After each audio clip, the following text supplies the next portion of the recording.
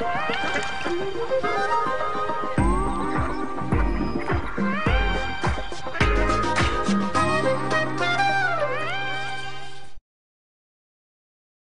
7:an fortsätter veterinärerna att hjälpa djur runt om i Sverige. Det låter bra där. Vilken god liten krabat.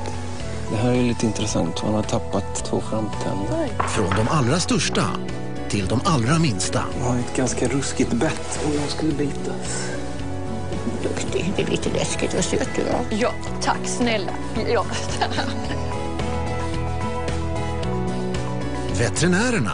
Måndag och tisdag klockan 8 i 7:an.